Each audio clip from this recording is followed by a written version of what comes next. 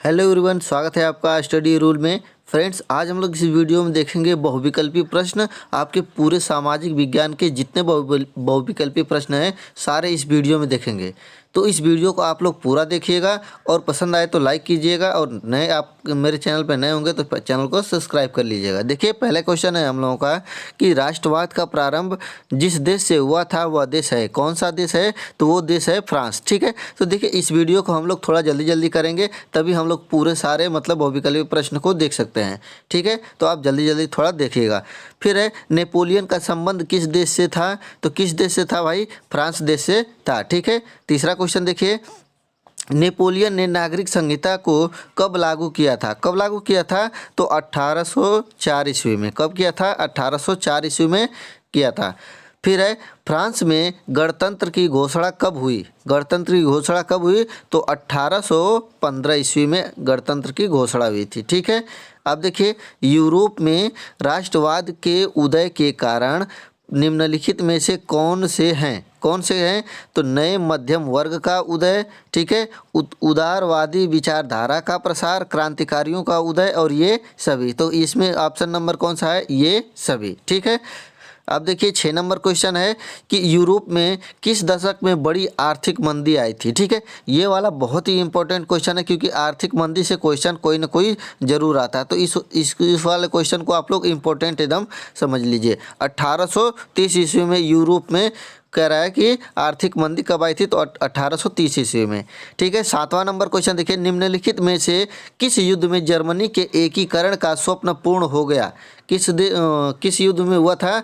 तो फ्रांस प्रसा युद्ध में। कौन से? फ्रांस प्रसा युद्ध में। ठीक, अब देखिए 8 नंबर क्वेश्चन क्या है कि प्रसा के राजा विलियम प्रथम को जर्मनी का सम्राट कब घोषित किया गया था?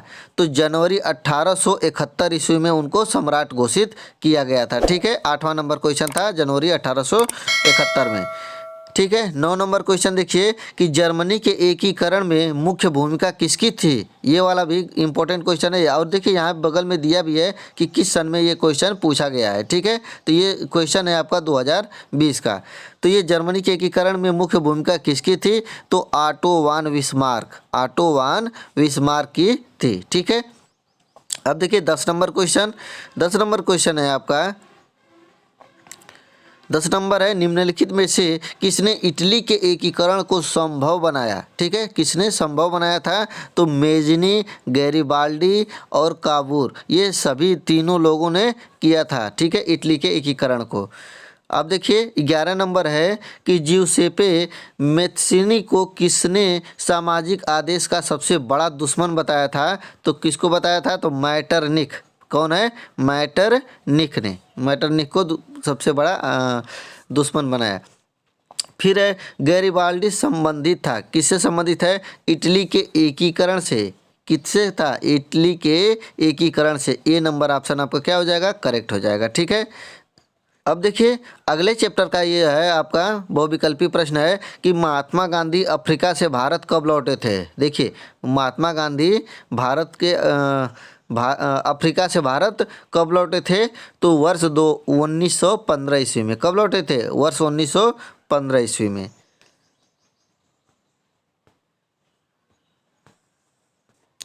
दूसरा क्वेश्चन है आपका कि भारत वापस आने पर गांधी जी ने पहला सत्याग्रह कहाँ किया था? देखिए वर्ष ये आपका 2020 का क्वेश्चन भी है कि कहाँ से किया था? तो चंपारण से। कहाँ से? चंपारण से ये सत्याग्रह किया था। ठीक है, फिर कह रहा है कि चंपारण सत्याग्रह में महत्वपूर्ण भूमिका किसने निभाई थी? तो महत्वपूर्ण भूमिका किसने निभाया था?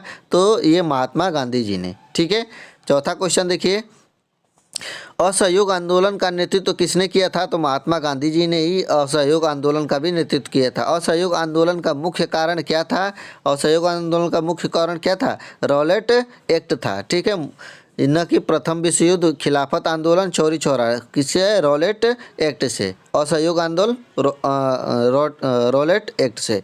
ठीक है। 6 नंबर है कि नाइटहुड की उपाधि किसने वापस कर दी थी? किसने वापस कर दी थी? तो रविंद्रनाथ टैगोर जी ने क्या कर दी थी? नाइटहुड की उपाधि को वापस कर दिया था। साइमन कमीशन भारत कब पहुंचा था? तो साइमन कमीशन भारत कब पहुंचा था? वर्ष 1928 ईस्वी में साइमन भारत पहुंचा था। ठीक है। 8 नंबर क्वेश्चन देखिए, साइमन कमीशन का विरोध करते हुए निम्नलिखित में से कौन पुलिस की लाठियों की, ये तो सभी लोग जानते हैं कि पुलिस की लाठियों की मार से किसकी मौत हो गई थी? तो लाला लाजपत राय की। किसने? लाला लाजपत राय की। ठीक। अब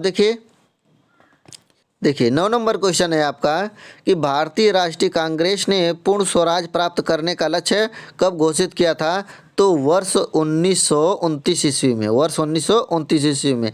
ये देखिए आपका आया भी है, इम्पोर्टेंट है, 2017 और 2013 का। ठीक है। वर्ष 1929 ईस्वी में। ठीक। फिर है 10 नंबर क्वेश्चन। 10 नंबर क्वेश्चन है, गांधी जी ने नमक सत्याग्रह कहाँ प्रारंभ किया था? तो कहाँ प्रारंभ किया था? तो दांडी में प्रारंभ किया था। ठीक है। 11 नंबर क्वेश्चन देखिए, सविनय अवज्ञा आंदोलन कब चलाया गया था? ये भी बहुत अच्छा क्वेश्चन है। 1900 देखिए 2020 में ये क्वेश्चन पूछा हुआ है। कब है? 1930 ईस्वी में सविनय अवज्ञा आंदोलन चलाया गया था। गांधी जी ने दांडी यात्रा की थी नमक कानून तोड़ने हेतु। किसके लिए दांडी यात्रा किया था? तो नमक कानून तोड़ने के लिए इन्होंने किया था। वंदे मातरम गीत के रचयिता कौन है? तो बंकिम चंद्र चटर्जी जी हैं। ठीक है। और जनगण मन के लिए किसके रचयिता है? रविन्द्रनाथ टैगोर जी। ठीक। 14 नंबर क्वेश्चन है। 14 नंबर क्वेश्चन है, करो या मरो का नारा किसका था? तो करो या मरो का नारा किसका था? आपका महात्मा गांधी जी का। देखिए ये है आपका कि वैश्विक कृषि अर्थव्यवस्था का विकास कब हुआ था? ठीक है। कब हुआ था आपका? तो 1890 ईस्वी में। कब? 1890। 1890 के दशक में अफ्रीका में फैलने वाली पशु बीमारी कौन सी थी? ठीक है। इसको बोलते हैं रिंडर पेस्ट। ये क्या थी? पशु बीमारी थी। वहाँ पे बहुत से पशुएं वहाँ पे मर गई थी। ठीक है। फिर है 4 नंबर क्वेश्चन कि 19वीं शताब्दी के मध्य भारत में कौन सा परिवर्तन हुआ था? क्या हुआ था? कुटीर उद्योग का पतन हुआ था, जमीन का किराया बढ़ना था, ये और खरीदारों के लिए जमीन की सफाई। ये उपरोक्त सभी है। इसमें क्या है? उपरोक्त सभी। भारतीय अनुबंधित प्रवासियों को कहाँ विस्थापित किया गया था? कहाँ विस्थापित किया था? कैरिबियाई द्वीप पर। ठीक है। 6 नंबर क्वेश्चन है आपका कि 19वीं शताब्दी में अनुबंध को किस रूप में वर्णित किया गया है? तो दासता की प्रथा में वर्णित किया गया है। ठीक है। दासता की प्रथा। 7 नंबर क्वेश्चन है कि किस वर्ष अनुबंधित श्रम प्रथा का उन्मूलन हो गया? तो वर्ष 1921 ईस्वी में हो गया था। अफीम कहाँ निर्यात किया जाता था? तो ये आपका ऑप्शन नंबर चीन बी वाला करेक्ट है। अफीम कहाँ निर्यात किया जाता था? तो चीन में। फिर हेनरी फोर्ड ने कार उद्योग की स्थापना कहाँ की थी? तो हेनरी जो फोर्ड थे, फोर्ड की गाड़ियाँ भी आती है, तो कहाँ स्थापित किया था? तो डेट्राइट में। कहाँ पे? डेट्राइट में।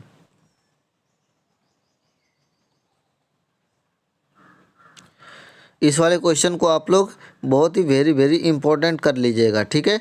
महामंदी का प्रारंभ किस वर्ष हुआ था? तो 1929 में। महामंदी से क्वेश्चन एक एकदम करेक्ट आना ही आना है। ठीक है। या तो 2 नंबर में या 4 नंबर में, ये फिक्स रहता है। फिर है संयुक्त राष्ट्र मौद्रिक का वित्तीय सम्मेलन कहाँ हुआ था? कहाँ हुआ था भाई? तो न्यू हैम्पशर में। कहाँ हुआ था? न्यू हैम्पशर में। फिर 12 नंबर क्वेश्चन, विकासशील राष्ट्रों ने कौन सा संगठन समूह बनाया था? तो इसको ये वाला ऑप्शन ये भी क्या है? इम्पोर्टेंट क्वेश्चन है। ठीक है। इम्पोर्टेंट क्वेश्चन है, विकासशील राष्ट्रों ने कौन सा संगठन समूह बनाया था? तो G77। ठीक। अगला क्वेश्चन है कि संसाधनों का विकास निम्न में से किस पर निर्भर करता है? संसाधनों का विकास किस पर निर्भर करता है? तो उनकी संभावना पर और उनकी प्रौद्योगिकी पर, इन दोनों पर करता है। ऑप्शन नंबर सी क्या है? आपका करेक्ट है। ठीक है। भूमि एक संसाधन है। कैसी भूमि है? तो एक प्राकृतिक संसाधन ही तो है, किसी के द्वारा बनाई तो नहीं गई है। ठीक है। तीसरा क्वेश्चन है आपका कि निम्न में से कौन सी अजैविक संसाधन है? अजैविक संसाधन का मतलब आप समझ ही रहे हैं। अजैविक मतलब जिसमें जीव ना हो। देखिए पशु में भी जीव होता है आपका, पशु में भी, पौधे में भी, अब मछलियाँ पे होता है, लेकिन चट्टाने में नहीं होता है। ठीक है। तो ऑप्शन नंबर 3 क्या हो जाएगा? आपका करेक्ट हो जाएगा। ठीक है। 4 नंबर क्वेश्चन है, ज्वारी ऊर्जा निम्नलिखित में से किस प्रकार का संसाधन है? तो ज्वारी ऊर्जा क्या है आपका? पुनः पूर्ति योग्य है, ठीक है, पुनः पूर्ति योग्य है। फिर है 5 नंबर क्वेश्चन, निम्नलिखित में से कौन सा नवीकरण योग्य संसाधन नहीं है? कौन सा नहीं है? जीवाश्म ईंधन नहीं है आपका नवीकरण ऊर्जा, ठीक है।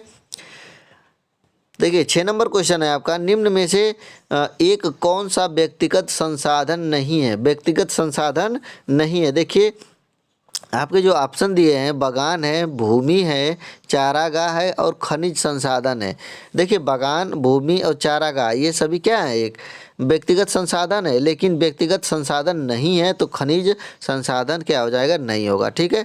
7 नंबर क्वेश्चन देखिए, सतत पोषणीय विकास की अवधारणा को सर्वप्रथम कब स्वीकृत किया गया था? तो कब किया गया था? वर्ष 1992 में, ठीक है, वर्ष 1992 में किया गया था, ठीक है। 8 नंबर क्वेश्चन देखिए, पंजाब में भूमि निम्नीकरण का निम्नलिखित में से प्रमुख कारण क्या है? क्या है भाई? अधिक सिंचाई करना, ठीक है, अधिक सिंचाई करने के कारण।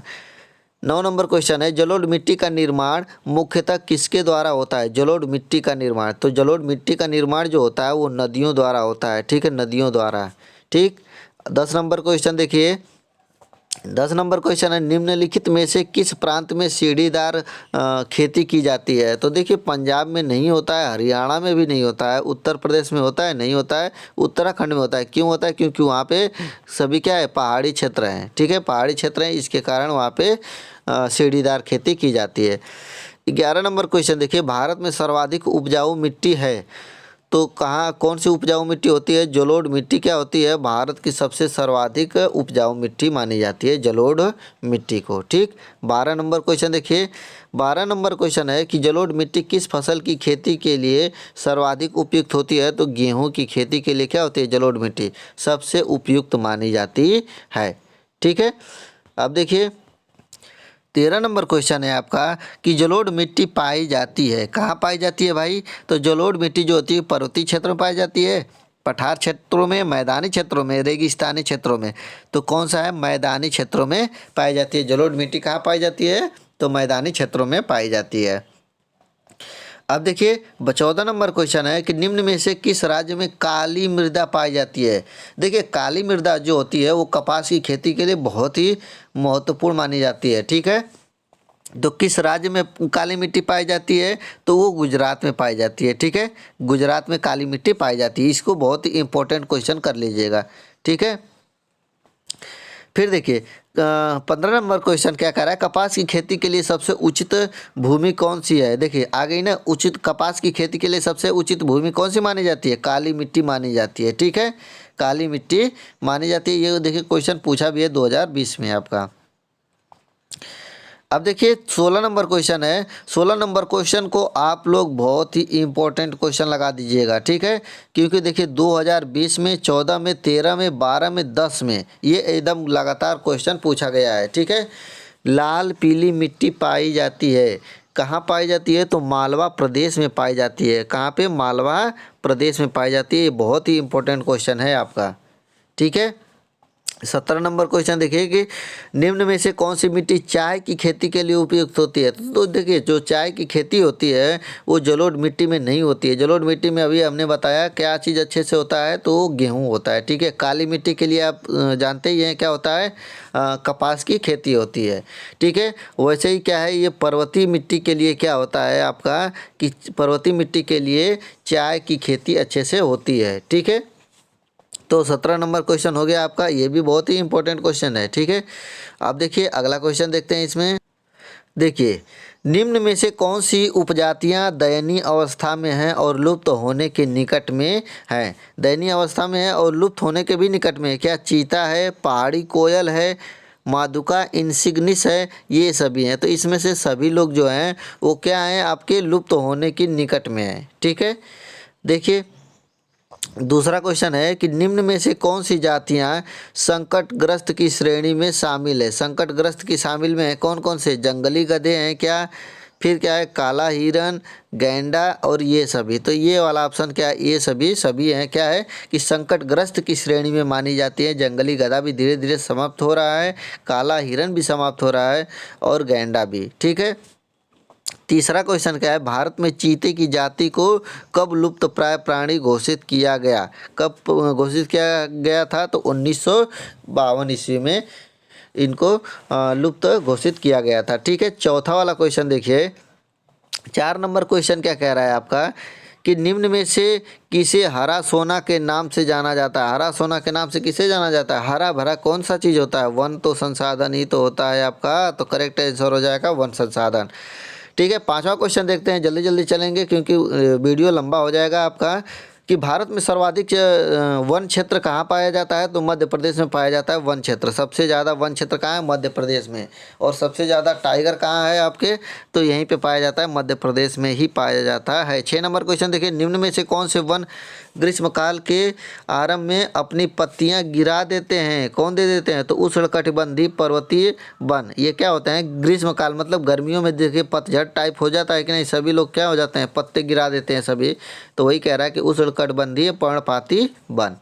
ठीक है, 6 नंबर हो गया। 7 नंबर क्वेश्चन देखिए कि भारत उच्चावचित दशाएं मानसूनी जलवायु, मिट्टी की दशाएं, इनमें से कोई नहीं। तो इनमें से कोई नहीं, ऑप्शन वाला करेक्ट हो जाएगा। 8 नंबर क्वेश्चन देखिए कि इनमें से कौन सी टिप्पणी प्राकृतिक वनस्पतियां और प्राणिजात के ह्रास का सही कारण नहीं है? क्या कृषि प्रसार है, बृहस्पति विकास परियोजनाएं हैं, पशु चारण और ईंधन लकड़ी का एकत्रित करना, तीव्र औद्योगिकीकरण को शहरीकरण? ठीक है, तो ये वाला डी वाला ऑप्शन क्या हो जाएगा आपका? करेक्ट हो जाएगा। ठीक है, 9 नंबर क्वेश्चन देखिए, 9 नंबर क्वेश्चन क्या कह रहा है कि वनों के ह्रास के कारण कौन सी समस्याएं उत्पन्न हो रही है? मतलब वनों के जो खत्म हो रहे हैं तो उससे क्या हो रहा है आपका? मृदा अपरदन हो रहा है कि नहीं हो रहा? हो रहा है। वर्षा में भी कमी हो रही है। ठीक है, प्रदूषण में वृद्धि हो रहा है। तो ये ऑप्शन ए वाला सभी हो जाएगा। ठीक है, 10 नंबर क्वेश्चन क्या कह रहा है कि भारतीय वन्यजीव संरक्षण अधिनियम कब पारित किया गया था? तो 1972 ईस्वी में पारित किया गया था। ठीक है, 11 नंबर क्वेश्चन है कि भारत में वन महोत्सव का शुभारंभ कब किया गया था? ये वाला आप क्वेश्चन को IMP लगा लीजिए, इंपॉर्टेंट क्वेश्चन। ठीक है, आने का एकदम चांस है कि भारत में वन महोत्सव का शुभारंभ कब किया गया था? तो 1950 ईस्वी में क्या किया गया था? इनका शुभारंभ किया गया था। ठीक है, देखिए अगला क्वेश्चन है कि निम्न में से कौन सा जल सर्वाधिक खारा होता है? किसमें का सबसे ज़्यादा जल खारा होता है? तो समुद्री जल में, ये तो सभी लोग जानते हैं।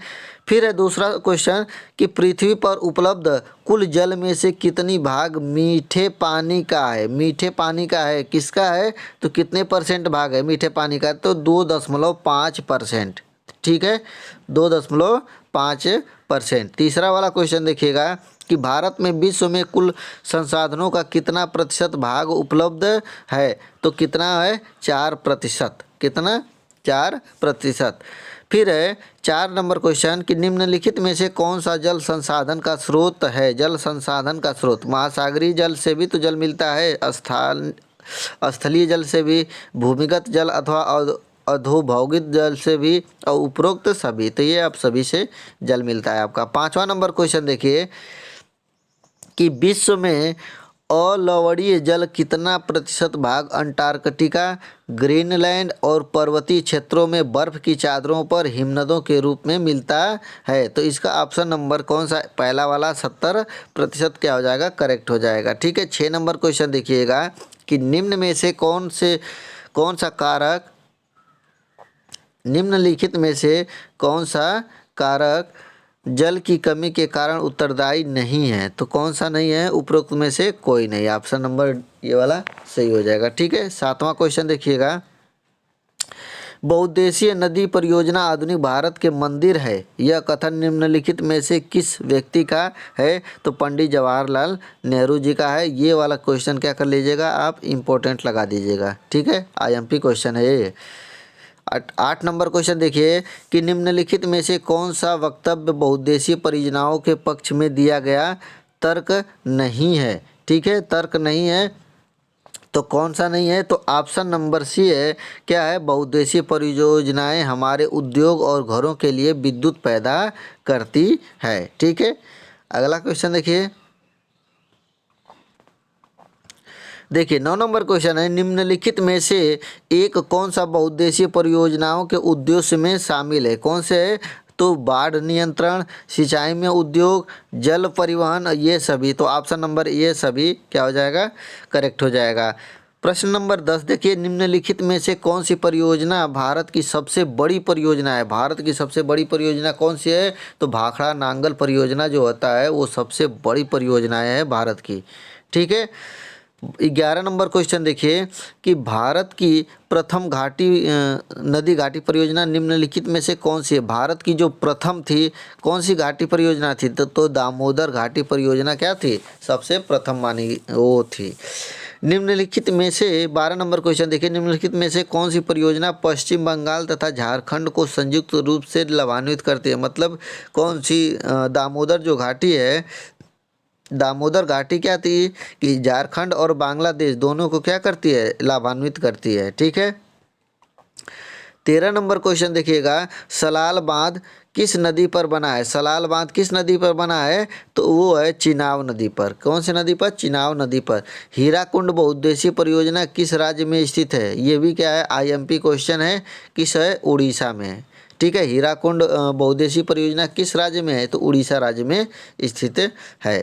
ठीक है। 15 नंबर क्वेश्चन देखिएगा कि हीराकुंड परियोजना किस नदी पर निर्मित है? देखिए ये कितने बार क्वेश्चन पूछा है, ये है वेरी इंपॉर्टेंट क्वेश्चन 18, 12, 9। ठीक है। तो हीराकुंड परियोजना किस नदी पर है? तो महानदी पर है। कौन से नदी पर है? तो महानदी पर है ये। ठीक है। 16 नंबर क्वेश्चन देखिएगा, रिहंद बांध परियोजना किस राज्य में बनाई गई है? रिहंद बांध परियोजना कहाँ पे है? उत्तर प्रदेश। ठीक है। उत्तर प्रदेश में है ये आपका रिहंद बांध परियोजना।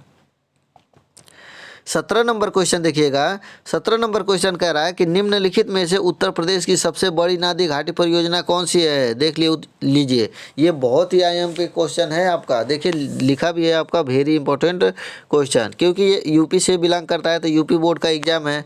ठीक है। तो आने का चांस बन सकता है ये आपका। तो ये कौन सा बांध है? तो रिहंद बांध है। ठीक है। उत्तर प्रदेश की सबसे बड़ी नदी घाटी परियोजना कौन सी है? तो रिहंद बांध। 18 नंबर क्वेश्चन देखिएगा, नागार्जुन सागर परियोजना किस नदी पर है? तो नागार्जुन से ये कृष्णा, देखिए मिल रहा है कि नहीं? नागार्जुन कृष्णा, ये आपको याद करने में दिक्कत नहीं होगा। ठीक है। नागार्जुन सागर परियोजना किस नदी पर है? तो कृष्णा नदी पर। 19 नंबर भी देखिएगा आपका, वेरी इंपॉर्टेंट क्वेश्चन है। ठीक है। टिहरी बांध किस नदी पर बनाया गया है? तो टिहरी बांध भागीरथी एवं भिलंगना नदी पर बनाया गया है। ठीक है। भागीरथी एवं भिलंगना नदी पर बनाया गया है। ठीक है। देखिए चौथा नंबर क्वेश्चन है कि निम्न में से कौन सी रबी की फसल है? देखिए इससे भी क्वेश्चन पूछ देते हैं। देखिए ये 2020 में ये क्वेश्चन पूछा गया है। तो कौन सी है रबी की फसल? कौन सी है? तो दालें जो हैं आपकी वो रबी की फसल मानी जाती हैं। ठीक है। 5वां क्वेश्चन देखते हैं कि निम्नलिखित में से कौन सी फसल वायु से नाइट्रोजन ग्रहण करती है? ठीक है। तो मसूर की खेती। देखिए जो दलहनी फसलें हैं वो क्या करती हैं? वो नाइट्रोजन ग्रहण करती हैं। ठीक है। ये चीज़ ध्यान दीजिएगा। तो मसूर क्या होता है? दलहनी फसल है, इसके वजह से। 6 नंबर क्वेश्चन देखिएगा कि निम्नलिखित में से किस प्रदेश में गेहूं सर्वाधिक पैदा होता है? किस प्रदेश में सर्वाधिक गेहूं पैदा होता है? तो उत्तर प्रदेश में। उत्तर प्रदेश के बाद पंजाब में आपका सबसे ज़्यादा गेहूं पैदा होता है।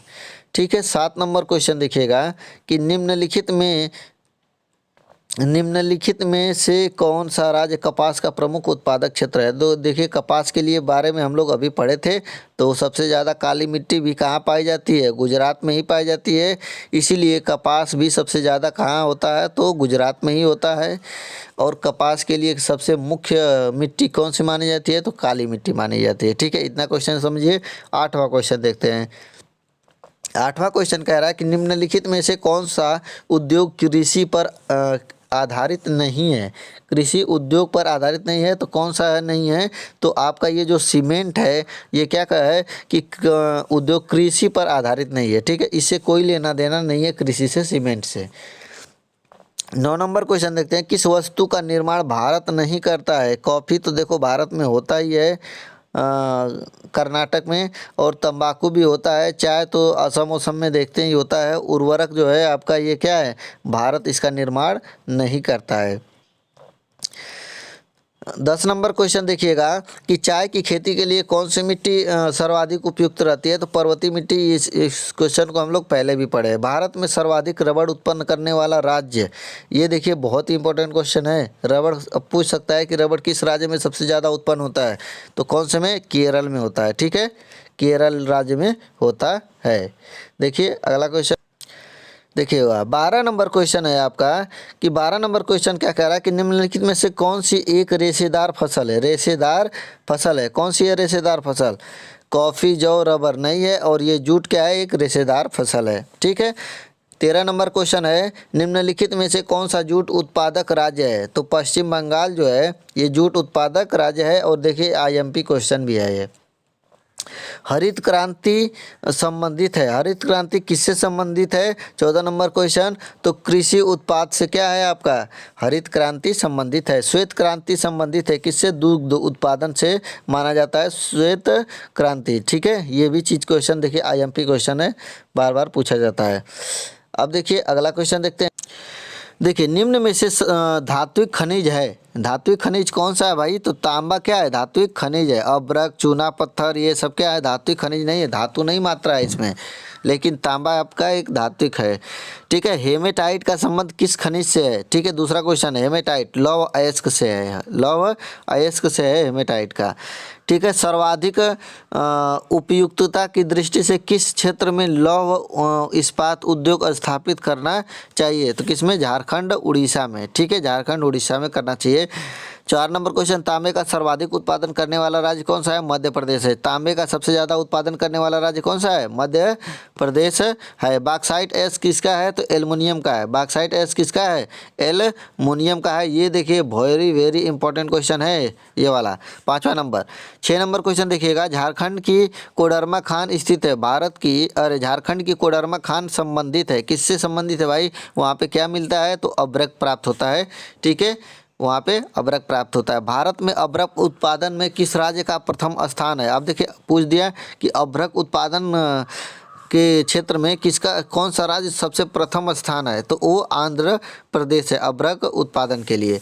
फिर 8वां नंबर क्वेश्चन है कि कोलार संबंधित है, किससे संबंधित है भाई? तो सोने से संबंधित है। किससे? सोने से। ठीक। 9 नंबर देखिएगा कि निम्नलिखित में से कौन सा खनिज अपक्षयी पदार्थ के अवशिष्ट भार को त्यागता हुआ चट्टानों के अपघटन से बनता है? तो कौन सा बनता है? तो कोयला जो होता है वो पूरा अपघटित होकर ही कोयला बनता है। ठीक है। तो ये वीडियो थोड़ा लंबा होगा क्योंकि इस वीडियो में सभी सामाजिक विज्ञान के जितने भी बहुविकल्पीय प्रश्न हैं सारे बहुविकल्पीय प्रश्न इस वीडियो में आपको मिलेगा। तो अंत तक देखिएगा क्योंकि आपका एग्ज़ाम कल होने वाला है। तो आप लोग इसको एक बार ज़रूर ओपन करके देख लीजिएगा। ठीक है, या कल सुबह होने वाला एग्ज़ाम है तो एक बार इसको ज़रूर देखिएगा। ठीक है। देखिए 10 नंबर क्वेश्चन है आपका कि भारत में पवन ऊर्जा का विशाल केंद्र कहाँ स्थित है? तो वो है आपका उत्तराखंड में। कहाँ पे है? उत्तराखंड में। 11 नंबर क्वेश्चन देखिएगा कि निम्नलिखित चट्टानों में से किस स्थान के स्तरों में खनिजों का निक्षेपण और संचयन होता है? तो तलछटनी चट्टानें। तलछटनी चट्टानें। फिर है 12 नंबर क्वेश्चन, ऊर्जा का परंपरागत स्रोत क्या है? प्राकृतिक गैस है। प्राकृतिक गैस है आपका। ठीक है। अगला क्वेश्चन देखिएगा 13 नंबर क्वेश्चन है आपका कि मोनाजाइट रेत में निम्नलिखित में से कौन सा खनिज पाया जाता है? कौन सा खनिज पाया जाता है? तो थोरियम पाया जाता है। ठीक है। 14 नंबर क्वेश्चन देखिए, भारत में कोयला उत्पादन में प्रथम स्थान कौन सा है? तो झारखंड है। सबसे ज़्यादा कोयला कहाँ मिलता है? आपका झारखंड में मिलता है। ठीक है। 15 नंबर क्वेश्चन देखिएगा कि झरिया प्रसिद्ध है, किसके लिए झरिया प्रसिद्ध है? झरिया किसके लिए प्रसिद्ध है? तो कोयले के लिए। ठीक है, कोयले के लिए प्रसिद्ध है झरिया। और गाना भी निकला था, फेंक देले थरिया वलम गईले झरिया। ठीक है। तो झरिया कहाँ पे है? आपका कोयले के लिए सबसे फेमस माना जाता है आपका झारखंड में। 16 नंबर क्वेश्चन है आपका कि रानीगंज कोयले की खान स्थित है। कहाँ स्थित है भाई? पश्चिम बंगाल में स्थित है रानीगंज। ठीक है। रानीगंज कोयले की खान कहाँ स्थित है? देखिए वेरी वेरी इंपॉर्टेंट क्वेश्चन है। 19 में 16 में 12 में पूछा हुआ है आपका। तो पश्चिम बंगाल में रानीगंज कोयले की खान स्थित है। ठीक है, याद कर लीजिएगा, रानीगंज कोयले की खान कहाँ स्थित है? तो पश्चिम बंगाल में। फिर कह रहा है कि रानीगंज प्रसिद्ध है किसके लिए भाई? तो कोयले की खान के लिए, अभी हमने पढ़ा है, तो कोयले के लिए प्रसिद्ध हुआ है। मुंबई हाई प्रसिद्ध है, मुंबई हाई प्रसिद्ध है किसके लिए? तेल शोधक कारखाने के लिए प्रसिद्ध है। किसके लिए? तेल शोधक कारखाने के लिए। 19 नंबर क्वेश्चन देखिएगा, अंकलेश्वर किसके लिए प्रसिद्ध है? अंकलेश्वर किसके लिए प्रसिद्ध है? तो खनिज तेल के लिए प्रसिद्ध है, खनिज तेल के लिए अंकलेश्वर प्रसिद्ध है। 20 नंबर क्वेश्चन देखिएगा, कलपक्कम में क्या स्थापित है? तो क्या स्थापित है? तो परमाणु ऊर्जा स्थापित है। क्या ऊर्जा? परमाणु ऊर्जा।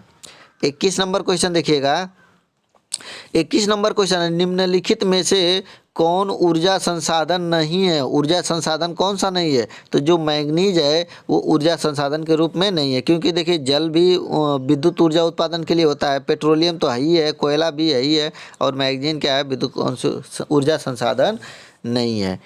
ठीक है, फिर देखिए अगर देखिए ये है आपका, कौन सा राष्ट्रीय राजमार्ग उत्तर पूर्वी भारतीय राज्यों को शेष भारत से जोड़ता है? कौन जोड़ता है? तो NH-31 जोड़ता है।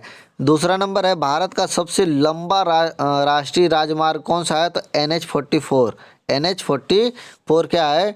भारत का सबसे लंबा राष्ट्रीय राजमार्ग है, नेशनल हाईवे। आपका है तीसरा नंबर क्वेश्चन कह रहा है कि निम्नलिखित में से कौन से दो दूरस्थ स्थित पूर्व पश्चिम गलियारा द्वारा आपस में जुड़ते हैं? कौन से जुड़ते हैं? तो सिलचर पोरबंदर। कौन सा? सिलचर पोरबंदर। चौथा वाला क्वेश्चन है, भारतीय रेल परिवहन की मार्गी लंबाई कितनी है जिस पर 7133 स्टेशन है? कितने किलोमीटर पे है? तो 68,442 किलोमीटर। ठीक है, पांचवा क्वेश्चन है आपका, देखिए पांचवा वाला जो क्वेश्चन है आपका कि भारत की सबसे बड़ी परिवहन प्रणाली कौन सी है? तो परिवहन प्रणाली के रूप में सबसे बड़ा किसको माना जाता है? तो रेल परिवहन को माना जाता है। ठीक है, रेल परिवहन क्या होता है? कि बहुत बड़ा परिवहन है ये। ठीक है, 6 नंबर क्वेश्चन है आपका कि पाइपलाइन परिवहन का संबंध किससे है? पाइपलाइन तो खनिज तेल से ही तो है पाइपलाइन। ठीक है, बिजली में क्या पाइपलाइन बिछाएंगे क्या? ठीक है, जल में तो पाइपलाइन बिछा सकते हैं, लेकिन ये क्या कह रहा है कि खनिज तेल के लिए जो होता है वो पाइपलाइन बिछाया जाता है दूर दूर से, मतलब खनिज तेल यहाँ से वहाँ किया जा सकता है। 7 नंबर जो क्वेश्चन है आपका, निम्नलिखित में से कौन सा पत्तन मतलब होता है बंदरगाह? कौन सा बंदरगाह देश के पूर्वी तट पर स्थित है? देश के पूर्वी तट पर कौन सा बंदरगाह स्थित है? तो वो है आपका कांदला जो है आपका सबसे पूर्वी क्षेत्र पर स्थित है। 8 नंबर क्वेश्चन है कि निम्नलिखित में से संचार का माध्यम कौन सा है? संचार का माध्यम कौन सा है? तो दूरदर्शन है। कौन सा है? दूरदर्शन है। ठीक है, 9 नंबर क्वेश्चन देखिएगा, 9 नंबर क्वेश्चन है, भारतीय निर्यात व्यापार की वस्तु है, कौन सी है? भारत निर्यात की वस्तु चाय है। ठीक है, चाय क्या करते हैं हम लोग? निर्यात करते हैं। फिर 10 नंबर क्वेश्चन है कि विदेशी व्यापार किनके मध्य होता है? विदेशी व्यापार किनके मध्य होता है? तो दो देशों के मध्य होता है विदेशी व्यापार। ठीक है, अगला क्वेश्चन देखिएगा,